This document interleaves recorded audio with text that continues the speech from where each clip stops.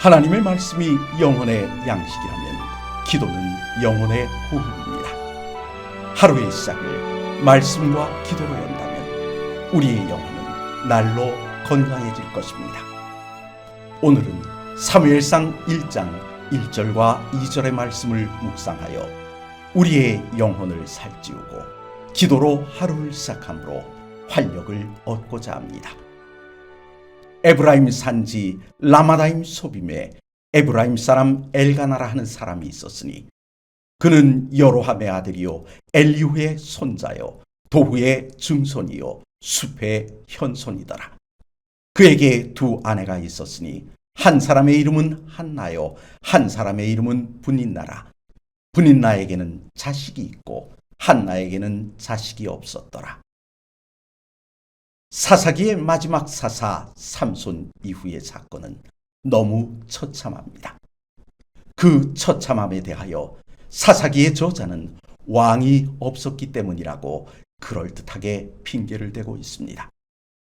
왕을 세우는 것은 결코 하나님의 뜻이 아니었습니다. 하지만 백성들이 줄기차게 원하므로 드디어 왕을 세워줄 사사가 등장하는데 그가 바로 사무엘입니다. 역대상 6장에 보면 아론의 후손의 계보가 나옵니다. 그 계보를 읽어보면 방금 읽은 1절에 등장하는 인물들의 이름이 거론되고 있습니다. 우린 한나의 이야기를 하게 되면 자녀를 하나님께 드린 여인의 아름다운 헌신을 떠올립니다. 그래서 아들을 목사로 키우려는 어머니들이 닮고 싶어하는 여인이 한나입니다. 하지만 역대상 6장의 아론의 후손, 즉 제사장의 계보를 살펴보면 사무엘이 제사장이 되는 것은 필연적인 일이었습니다. 당시 제사장은 원하는 자가 될 수 있는 것이 아니라 아론의 후손으로 태어난 자만이 될 수 있었기 때문입니다. 그렇다면 사무엘이 제사장이 되는 일은 너무나 당연한 일임에도 성경을 읽어보면 매우 특별하게 보입니다. 왜 그럴까요?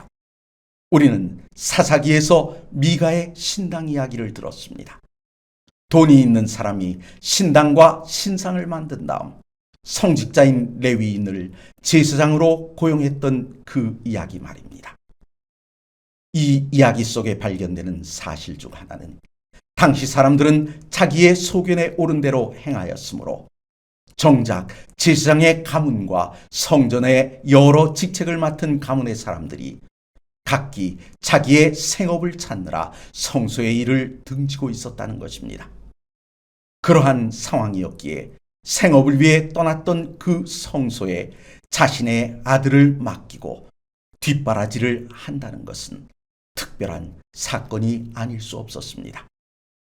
우리는 이 사건 속에서 바라보아야 할 교훈이 있습니다. 진정한 회복이란 자기의 자리를 찾아 돌아오는 것에서부터 시작되어야 한다는 것입니다. 제사장은 제사장의 자리로, 레위인은 레위인의 자리로, 하나님의 백성은 하나님의 백성의 자리로 말입니다.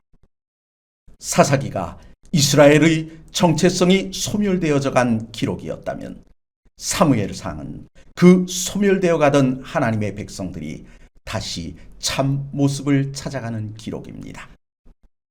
말씀과 기도로 하루를 시작하려 하시는 성도 여러분, 주의 백성들은 그리스도를 머리로 하여 하나로 연결된 유기체입니다. 어느 하나가 자리를 이탈하면 전체의 기능이 무너집니다. 성직자는 성직자의 자리로, 성도는 성도의 자리로 돌아가 자기의 역할을 다함으로 서로 연합할 때 하나님의 나라는 굳게 세워지는 것입니다. 무늬만 그리스도인으로 살지 말고 진정한 그리스도인으로 회복되어야 한다는 것입니다. 이 시간 주님 앞에 간구하심으로 진정한 회복의 첫 발걸음을 내디디시는 귀한 아침이 되시길 간절히 바랍니다.